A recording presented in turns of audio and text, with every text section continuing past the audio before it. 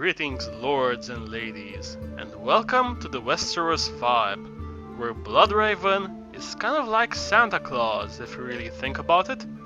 I mean, he is an albino with red eyes, Santa's colors, living in the far north with his little helpers, children of the forest, and there's a surveillance system to check who's being naughty or nice, aka skin changing into animals and weirwoods.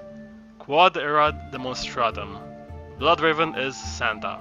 Before we start, I would like to remind you that links to every article or video covered this week can be found in the video description below. Also in the description you will find timestamps so that you can choose which stories you will want to view. The first story of the week is spoilerish, so beware. Arya and Nymeria reunite and save the Blackfish? There are indications of a scene which will involve wolves in the snow, pointing to a potential involvement of Nymeria and her pack in the conflict between the Riverlanders and the Lannisters.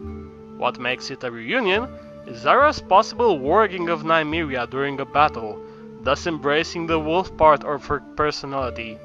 As for the snow, it's quite possible that by the end of Season 6, winter will finally come and with it snows all across Westeros. Moving on, we have Olenna will face off with Cersei in Season 6. It's not really a spoiler as we all know that Olenna is still in King's Landing and Cersei is free in the Red Keep. However, it is worth mentioning, as Diana Rigg says it will be quite a good one. The article also contains a few of her comments on the cast and the production process, if anyone is interested. As always, the link is in the description below. Next up we have new Game of Thrones set photos and the Dothraki head to Belfast. This is a long story mainly due to the many pictures it contains and full of spoilers, so watch yourselves. First of all, Tom Vlashia, also known as Jaqen Hagar, was spotted in Belfast, where he presumably shot more Bravos material for next season along with Arya. Belfast also is filling up with Dothraki, including Joe Naufahu, who said that he will be part of a multi-episode Dothraki arc, probably as one of the Khals.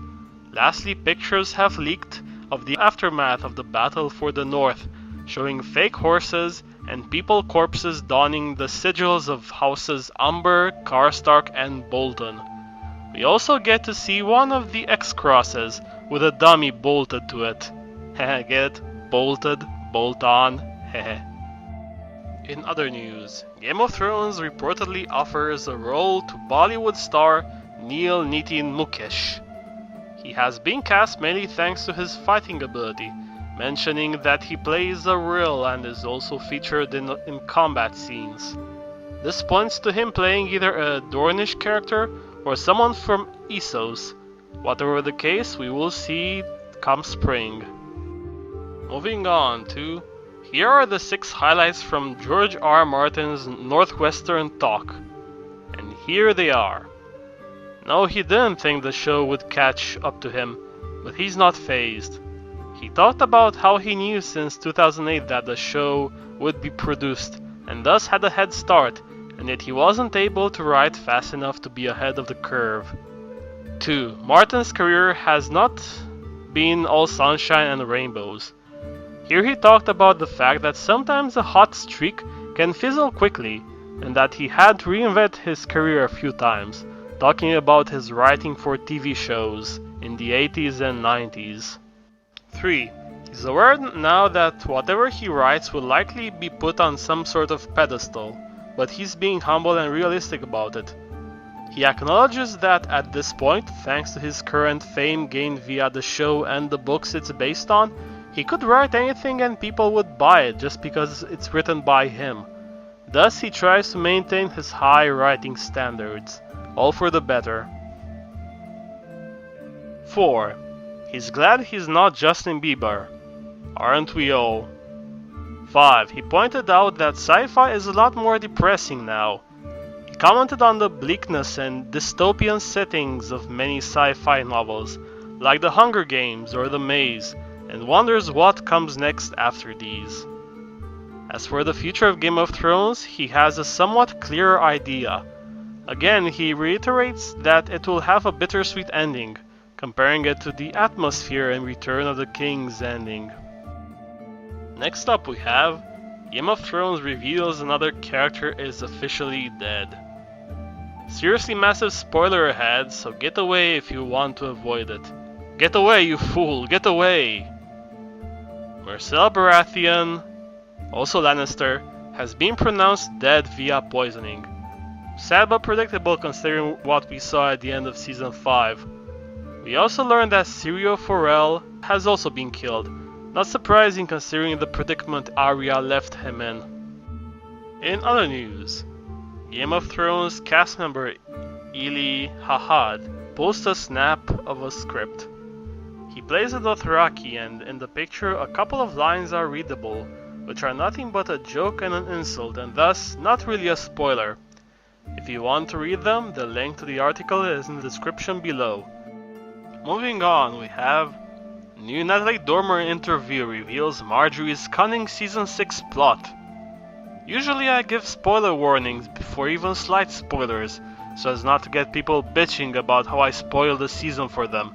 But let me warn you that these are massive spoilers, which will give away major plot points from Margaery's plotline. Wow, I've used plot a lot in this proposition. Whatever. First of all, here's what Natalie Dormer says about her Season 6 storyline. Margaery is a savvy chick, and she's trying to find an angle. She's trying to find a way to get out of that cell, so it's pretty amusing and ingenious the route she decides to take. In the books, Margaery is released under a kind of house arrest, pending her trial at the hands of the Faith, as her charges are not grave and there is little evidence for them. The show escape is a bit more complex, as leaks and set pictures may indicate. As in the books, a Tyrell army returns to King's Landing when learning of Margaery's predicament. However, here it is led by Jaime.